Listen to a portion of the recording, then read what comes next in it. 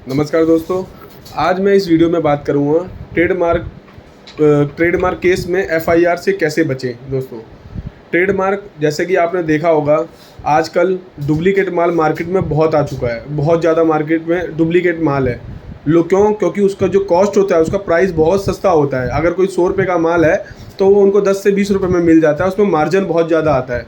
तो पब्लिक क्या करती है, पब्लिक तो सोचती है वो ओरिजिनल माल है, बट वो डुप्लीकेट माल होता है। बहुत ज़्यादा माल ऐसा होता है। हर माल डुप्लीकेट नहीं होता है, लेकिन मार्केट में अब बहुत डुप्लीकेट माल आ चुका है आज की डेट में। जैसे फेस्टिवलों पे एग्जांपल लेते हैं, फेस्टिवलों पे जैसे मिठाइयों का काम होता है तो मिठाइयाँ डुप्लीकेट आ जाती हैं। अगर होली का कोई फेस्टिवल है तो कलर्स होते हैं, उसमें मिलावट आ जाती है।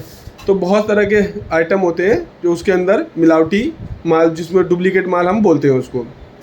दोस्तों, सबसे पहले मैं आपको बता दूं, ट्रेडमार्क इन्फ्रिंजमेंट, कॉपीराइट इन्फ्रिंजमेंट, अगर आपने किसी का नाम, ब्रांड नेम कॉपी किया है या किसी से मिलता जुलता ब्रांड लोगों से आपने माल को मैन्युफैक्चरिंग कर रहे हैं या आप ट्रेडिंग कर रहे हैं, तो वो एक अपराध है कानून में।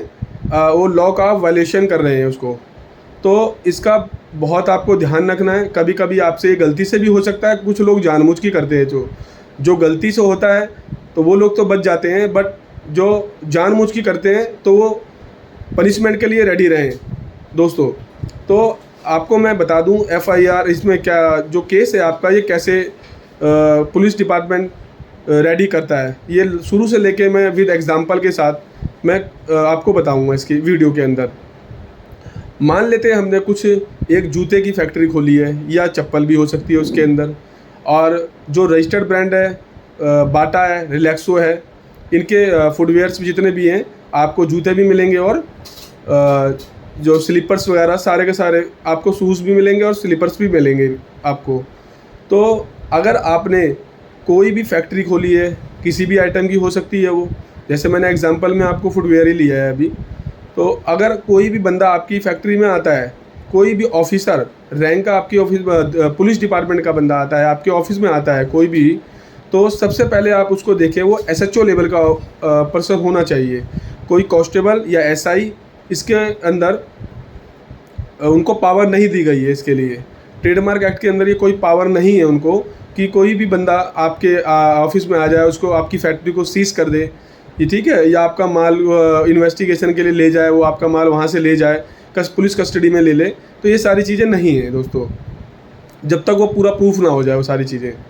तो अगर कोई भी पर्सन आता है आपके पास तो वो एसएचओ लेवल का होना चाहिए, सबसे पहले ये चीज़ है। दूसरा, आपने किसी का ब्रांड नेम कोई कॉपी ना किया हो। जैसे मैंने अभी बताया, कोई बाटा का हो या रिलैक्सो का हो, कोई आप स्क्रीन प्रिंटिंग आजकल होती है, वो प्रिंटिंग करके छाप ना रहो उस माल को, या आपको भी ना पता हो कि ये मार्का रजिस्टर्ड है कि नहीं है।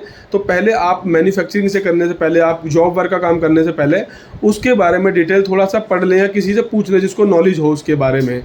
क्योंकि कभी कभी होता है हमें नहीं पता होता, हम काम करने लग जाते हैं और पुलिस डिपार्टमेंट के लोग आ जाते हैं और उसको सीज कर देते फैक्ट्री को। तो दोस्तों, जो रजिस्टर्ड मार्का, जैसे मैंने बताया बाटा है, रिलैक्सो है, तो अगर इनकी कॉपी अगर कोई जैसे करता है, ये एग्जांपल मैं बता रहा हूँ, मैं अदर कंपनी भी इसमें हो सकती है, अदर प्रोडक्ट भी हो सकता है इसमें। तो ये तो एक तरीके से आपको मैंने बताया, पुलिस लेवल का बंदा इसके अंदर होना चाहिए। सबसे पहले इसके अंदर वो आएगा, क्या करेगा बंदा, आपके पास आएगा तो वो आपके अगेंस्ट में एफआईआर कर सकता है।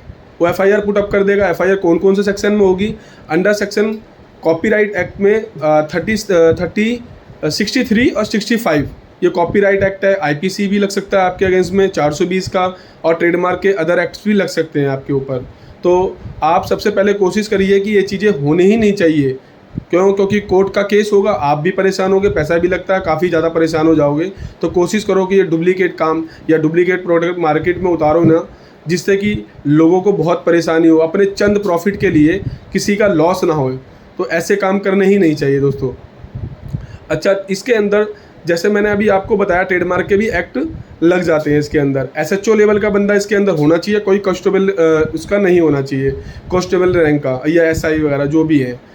पुलिस डिपार्टमेंट को इसके अंदर सिर्फ जो पावर दी गई है, इन्वेस्टिगेशन ही कर सकते हैं वो लोग, सारी पावर इनको नहीं दी गई है। दोस्तों, जैसे ही पुलिस केस आता है, कोई आता है आपके पास, तो सबसे पहले वो पहले सीज़ नहीं करेगा। पहले वो आएगा आपके पास, माल की फिर इंस्पेक्शन करेगा सारी फैक्ट्री की, और आपसे एक मेमो तैयार करवाएगा कि कितने का वो है, वो नोटिस देके चला जाएगा। एक तो इस टाइप से होगा। दूसरा केस में क्या होता है, इसी के अंदर सीज में वो सामने वाला पर्सन आएगा, पूरा एक उसमें जितना भी आपका प्रोडक्ट फैक्ट्री में है उसकी एक पूरी डिटेल बनाएगा। Manufacturing, raw material, final goods कितना है आपका, पैकिंग में कितना है, विदाउट पैकिंग कितना है, रॉ मटेरियल कितना है, सारा का सारा जितना भी फैक्ट्री में पूरी वो उसकी लिस्ट बनाएगा। दैन उस माल को या तो वो सीज कर देगा या तो वो पुलिस कस्टडी में ले लेगा। दैन उसके बाद आपके अगेंस्ट में FIR हो जाएगी दोस्तों। लेकिन अगर आपके अगेंस्ट में FIR हो जाती है तो आपको तुरंत अर्जेंट मूव करना है डिस्ट्रिक्ट कोर्ट या हाई कोर्ट। आपको डिस्ट्रिक्ट कोर्ट, सेशन कोर्ट में जाना है, या तो आप कोई एडवोकेट भी हायर कर सकते हैं, क्योंकि विदाउट एडवोकेट तो ये होगा भी नहीं काम आपसे। तो आपको तो एडवोकेट हायर करना ही पड़ेगा, चाहे आपका फैमिली एडवोकेट हो सकता है, या आप हमारी टीम से कांटेक्ट कर सकते हैं। थंबनेल पे आपको नंबर मिल जाएगा। हमारी टीम, हमारी जो लॉ फर्म है Pawan Mishra and associate law firm है, फुल सर्विस प्रोवाइड कराती है।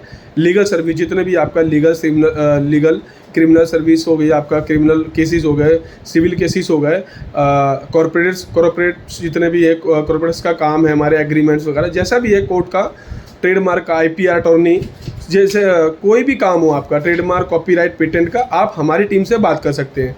या आपका कोई फैमिली या रिलेटिव कोई एडवोकेट हो, आप उससे भी बात कर सकते हैं दोस्तों। तो आपको सबसे पहले मूव करना है, अर्जेंट मूव, तुरंत मूव करना है कोर्ट में जाके, क्योंकि FIR दर्ज हो गई है। FIR कोर्ट में मूव जैसे ही करेंगे, सबसे पहले आपको फाइल करना है एंटीसिपेटरी बेल। आपको बेल लेनी है सबसे पहले, क्योंकि जब तक आप अंदर रहेंगे तो कुछ नहीं कर पाओगे आप, आपके सारे राइट्स एक तरीके से ब्लॉक हो जाएंगे। तो अगर पुलिस चार्जशीट फाइल कर देती है या FIR की कॉपी, अगर FIR फाइल करती है ओनली, फिर तो केस मान के चलो ख़त्म ही है वो। अगर चार्जशीट फाइल होती है तो फिर कुछ नहीं हो पाएगा, 4 से 5 साल 10 साल केस चलेगा, फिर आप परेशान रहोगे दोस्तों। तो आपको सबसे पहले मूव करना है अर्जेंट में डिस्ट्रिक्ट कोर्ट, सेशन कोर्ट में एंटीसिपेटरी बेल लगानी है आपको। दैन बेल लगाने के बाद, जैसी बेल लगेगी उसके बाद तुरंत हाई कोर्ट मूव कर जाना है अपनी FIR को कैंसिल कराने के लिए, क्योंकि FIR कैंसिल होगी, उसमें जितने भी सेक्शन आपके लगाए हुए हैं उसको अगर आपको ऐसा लगता है कि उसमें गलत सेक्शन लगाए हुए हैं, अगर आपको लगता है कि आपके अगेंस्ट में तो केस बनता ही नहीं था, तो आप उस FIR को ख्वाहिश करवा सकते हैं हाई कोर्ट से, उसमें कैंसिल करा सकते हैं अपनी FIR को। तो ये मैंने आपको पूरा प्रोसेस बताया। एक मैं गुजरात का केस है, गुजरात का केस है एक, उस केस में क्या हुआ था, जो सामने वाली पार्टी, 2 पार्टी, जैसे फर्स्ट पार्टी सेकंड पार्टी के बीच में ये डिस्प्यूट क्रिएट हुआ था कॉपीराइट का। तो जब पुलिस डिपार्टमेंट का एक बंदा आया, उन्होंने यही सेम चीज़ करी थी, FIR दर्ज करी, माल सीज कर दिया, सारे के सारे काम उसमें उन्होंने सारी फाइल पूरी पुटअप कर दी। तो जो क्लाइंट है वो हाई कोर्ट अर्जेंट मूव कर गया। हाई कोर्ट जैसे ही मूव कर गया, FIR उसने कैंसिल करा दी। उसके जो जजमेंट आई दोस्तों, जजमेंट इतनी ज़बरदस्त जजमेंट आई थी, आपको पढ़नी भी चाहिए जजमेंट, अगर आप नेट पे जाएंगे मिल जाएगी आपको दोस्तों। वो जो जजमेंट थी उसमें साफ साफ जजमेंट में क्लियर था कि जो इन्फ्रिंजमेंट होता है ट्रेडमार्क का, जो इन्फ्रिंजमेंट है, वो जो पावर दी गई है वो ट्रेडमार्क रजिस्ट्रार को दी गई है। जो पावर दी गई है इन्फ्रिंजमेंट की या डुप्लीकेट की, वो ट्रेडमार्क रजिस्ट्रार को दी गई है, कुछ भी पुलिस डिपार्टमेंट को नहीं दी गई है। पुलिस डिपार्टमेंट ये तय नहीं करेगा क्या नकली माल है क्या असली माल है, वो रजिस्ट्रार तय करेगा। ट्रेडमार्क जो हमारा रजिस्ट्रार होते हैं, ठीक है ना, वो तय करेंगे।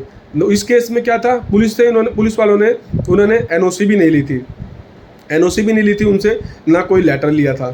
तो दोस्तों इस केस में यही हुआ था सॉरी। तो इस ट्रेडमार्क के अंदर आप भी, अगर आप ऑनर हैं किसी बिजनेस के, अगर आप ट्रेड करते हैं, माल कुछ भी माल लेते हैं, तो सबसे पहले आप पक्का इनवाइस, GST पेड इनवाइस आप लीजिए। उसको GST इनवाइस के लेने से ये होगा आपका फ़ायदा, इसको पक्के में पेमेंट कर लीजिए, ट्रांसफ़र ऑनलाइन, GST इनवाइस लीजिए, अपनी बिल्टी लीजिए, सारे एविडेंस अपने पास रखिए। इन केस कभी आपके पास कोई डुप्लीकेट माल आ जाता है और पुलिस डिपार्टमेंट कोई छापा मार देता है आपके यहाँ पर, या आपकी फैक्ट्री को सीज कर देता है, तो इन केस आपके अगेंस्ट में FIR नहीं होगा, अगर आप उनको एविडेंस दिखाएंगे कि हमने माल यहाँ से परचेज़ किया है, सामने वाली पार्टी से हमने परचेज़ किया है, इस प्रीमिसेस से लेके आए हैं उसको with GST bill, with e way bill, with बिल्टी, आपके पास पक्की पेमेंट की रिसिप्ट है, आरटीजीएस की आपके पास रिसिप्ट है, तो आप कोर्ट में एविडेंस दिखा के आप उस एफआईआर को कैंसिल करा सकते हैं। अगर गलती से आपके अगेंस्ट में एफआईआर हो गया है तो, वैसे आपके अगेंस्ट में एफआईआर होगा ही नहीं, बनेगा ही नहीं, तब भी कभी कभी गलती से एफआईआर हो जाता है। पुलिस वालों को ऐसा लगता है, पुलिस डिपार्टमेंट को, कि आपने ही सारा गलत काम किया है। तो दोस्तों, मैंने ये आपको ट्रेडमार्क के बारे में बताया। प्लीज़ रिक्वेस्ट है, इस वीडियो को लाइक करें, शेयर करें और सब्सक्राइब करें, और ऐसी टाइम टू टाइम वीडियो मैं लाता रहता हूँ। उस चैनल को सब्सक्राइब जरूर कर लें। आपको ट्रेडमार्क हो गया या लॉ रिलेटेड या बिजनेस लाइसेंस रिलेटेड मैं वीडियो लाता रहता हूँ दोस्तों। धन्यवाद दोस्तों।